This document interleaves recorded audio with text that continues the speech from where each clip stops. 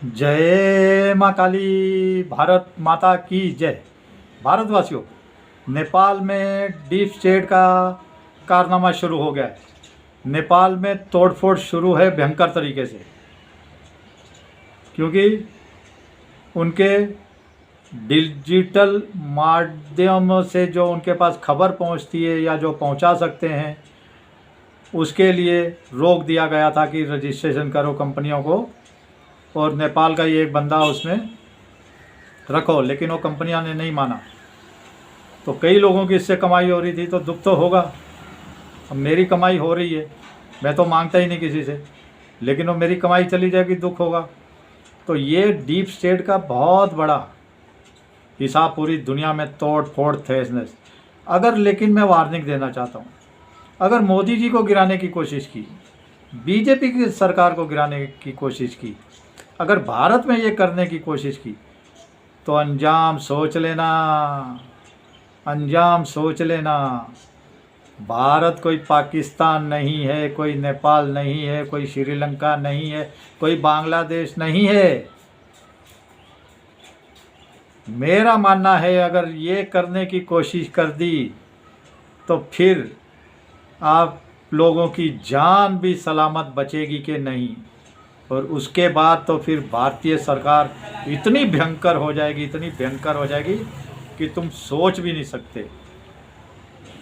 अगर उसके बाद सरकार ने इमरजेंसी लगा दी 10 सालों के लिए, तो फिर तुम्हारा क्या हाल होगा तुम समझ जाना।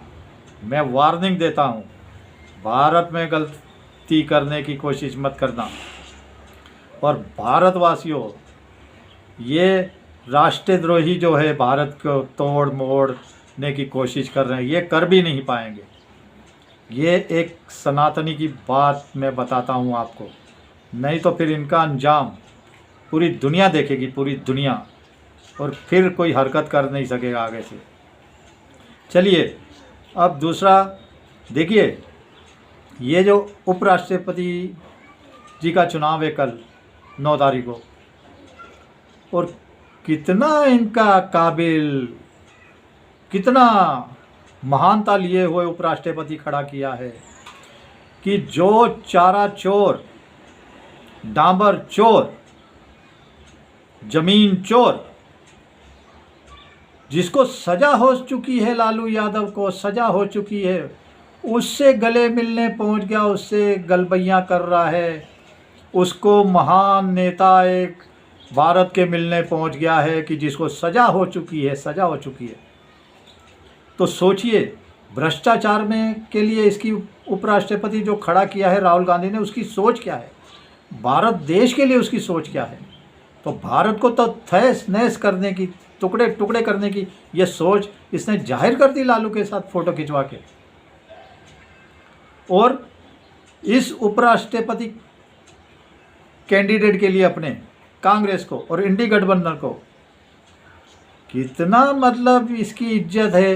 राहुल गांधी थाईलैंड में बैठ गया, थाईलैंड में जाके घूम फिर रहा है, अयाशियां कर रहा है, जिहादनों के साथ फोटोएं आ रही है, जिहादनों से मिल रहा है थाईलैंड में। याद करिए, जाकिर नाइक भी वहीं बैठा हुआ है, जाकिर नाइक, याद रखिए, देशद्रोही भगोड़ा भारत का। अब उससे मिलेगा कि नहीं मुझे पता नहीं, मेरे हिसाब से मिलेगा, लेकिन अब मिलेगा कि नहीं पता नहीं। लेकिन ये अचानक गायब होता है और भारत में उपराष्ट्रपति का कैंडिडेट खड़ा किया है। सोचिए, मतलब इनको भी पता है हम जीत ही नहीं सकते, खाली नौटंकी के लिए नमूना बना के उसको खड़ा कर दिया है, और वो भी कोई काबिल उपराष्ट्रपति नहीं है। सोचिए, ऐसे ऐसे जज इन्होंने बनाए थे, ऐसे ऐसे जज बनाए थे, क्या देश के लिए उन्होंने फैसले किए होंगे, कैसे देश को बर्बाद किया होगा। ये खुद अभी जनता को बता रहे हैं। हमें, हमारी जो युवा हैं, यंग जनरेशन है, उसको कांग्रेस खुद ही बता रही है कि हम कैसे हैं, हमारी औकात क्या है, हम कितने गिरे हुए और नीच पार्टी वाले हैं। और भारतवासियों, इसी के साथ एक और बात मैं आपको बताना चाहता हूँ मैं। देखिए, अभी चुनाव, सुप्रीम कोर्ट में चुनाव आयोग के बारे में फैसला आया है। जो 11 कागजात आपसे मांगे गए थे, 11, उसमें आधार कार्ड को भी शामिल कर लिया है। उसमें 11 के बदले 12 डॉक्यूमेंट हो गए अभी, आधार कार्ड को शामिल कर लिया है। लेकिन ध्यान रखिए, सुप्रीम कोर्ट ने कह दिया है आधार कार्ड आपका जन्म प्रमाण पत्र नहीं माना जाएगा, जन्म प्रमाण पत्र नहीं माना जाएगा। यही तो सरकार कह रही थी, यही तो चुनाव आयोग कह रहा था, क्योंकि उसके ऊपर आधार कार्ड के ऊपर ही लिखा है कि ये जन्म प्रमाण पत्र नहीं माना जाएगा। और ये बहुत अच्छी बात है। और उन्होंने कहा है कि चुनाव के बाद अगर चुनाव के समय कोई आधार कार्ड दिखाता है, जो भी ऑफिसर है वहाँ पे तैनात, अगर उसको शक होता है कि ये आधार कार्ड नकली है, तो उसकी उसी समय जांच करके, अगर उसको लग गया कि नकली है, मालूम पड़ गया, उसी समय FIR करके उसके ऊपर केस दर्ज करके उसे गिरफ्तार कर सकता है वो महारथी, जो भी वहाँ पे खड़े होंगे उस समय अधिकारी मौजूद, तो गिरफ्तार कर सकते हैं सुप्रीम कोर्ट ने। मैं कहता हूँ आप जैसे जैसे एक होंगे, आप जैसे जैसे एक होंगे, वैसे ही इनके सुप्रीम कोर्ट भी आपके चरणों में गिरेंगे, हाई कोर्ट भी आपके चरणों में गिरेंगे। अब SIR जो बिहार में हो रहा है भारतवासियों, उसके लिए एक नई अपडेट आई है, एक नई अपडेट। गहन पुनर्निरीक्षण विशेष तरीके से होने वाला है, बहुत ज़्यादा विशेष तरीके से। और उसके लिए आपको ये SIR कंप्लीट होने के बाद, समाप्त होने के बाद, आपको एक नए सिरे से याचिका दाखिल करनी पड़ेगी या ऑनलाइन जाना पड़ेगा कि मैं अपना आधार कार्ड बनवाना चाहता हूँ, मैं अपना वोटर कार्ड बनवाना चाहता हूँ। वोटर कार्ड के लिए खास है, वोटर कार्ड नया बनेगा अभी आपका, अभी आ जाएगा, कभी भी ये बातचीत आ जाएगी चुनाव आयोग, और वो आपको ऑनलाइन जाके उसके ऊपर अपना आवेदन देना पड़ेगा कि मैं नया पहचान पत्र बनाना चाहता हूँ।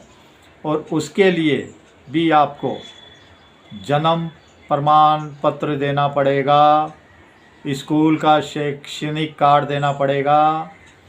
1987 से पहले आप कहाँ थे वो आपको प्रमाण देना पड़ेगा। आपकी शैक्षणिक योग्यता क्या है वो प्रमाण देना पड़ेगा। आप कहाँ पर रहते हैं, ऐसे टोटल 11 हैं, वो देखिए। और नई फ़ोटो अपलोड करनी पड़ेगी, नई फ़ोटो। ये सबसे बड़ी खुशी की बात है, बिहार चुनाव से पहले ही होने वाला है ये।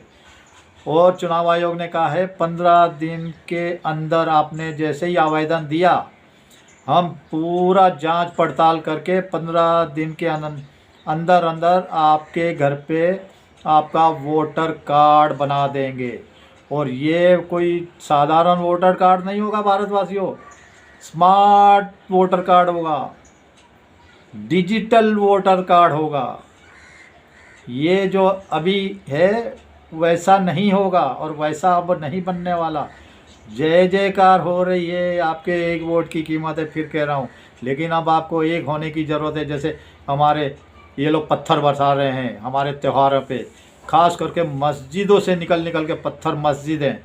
अब मैं बता रहा हूँ, मस्जिदों के ऊपर इन्होंने खुद खतरा पैदा कर दिया है। हमारे अशोक चिन्ह को इन्होंने अपमान किया है, हमारे भारतीय का राष्ट्रीय धरोहर जो है उसका अपमान किया है। 25 अरेस्ट हो गए।